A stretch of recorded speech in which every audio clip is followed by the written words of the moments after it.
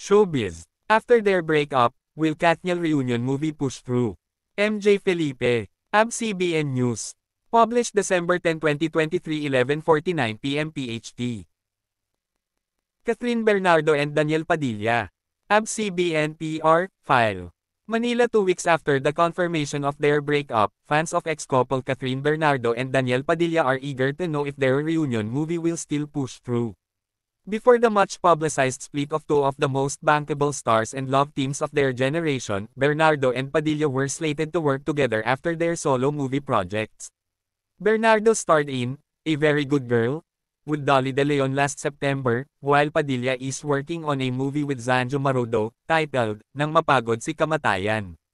The pair was supposed to work together in a comeback movie to be directed by Cathy Garcia Sampana, who was asked on Sunday if the project is now in danger of being shelved. Catherine Bernardo, Daniel Padilla confirm breakup. Fellow celebrities, friends react to Katniel breakup.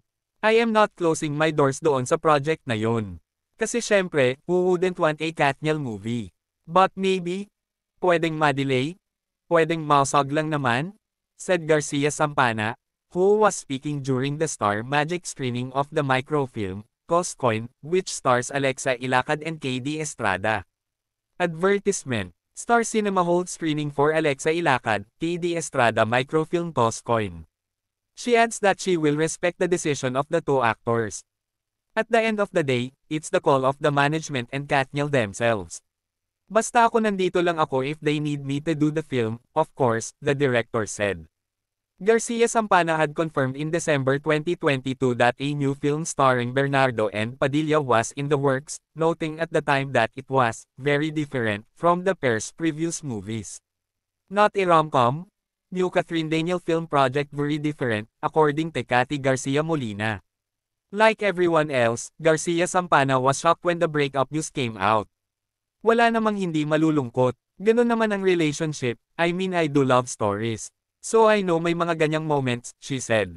Garcia Sampana has worked closely with Bernardo and Padilla in a number of films. They were also one of the few stars invited to her wedding last May. We can only hope for the best. Basta ako, mahal ko si Catherine. Mahal ko si Daniel. In fact, that's what I messaged them. After what I heard, I messaged Catherine and Daniel that I love you. Hindi naman sila sumagot. Alam kong natanggap nila, at alam kong medyo marami nang iniisip, so ayoko nang sumabay pa, she said.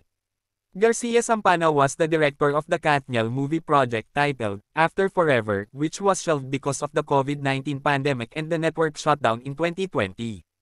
ABS-CBN? Star Magic on Katniel split, follow them to heal.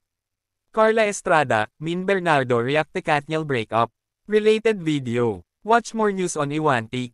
Read more. Catherine Bernardo, Patayong Bar. Daniel Padilla, Patayong Bar. Katniel, Patayong Bar. Katniel breakup, Patayong Bar. Cathy Garcia Sampana, Patayong Bar. Katniel movie, Patayong Bar. Showbiz News. Advertisement. Music.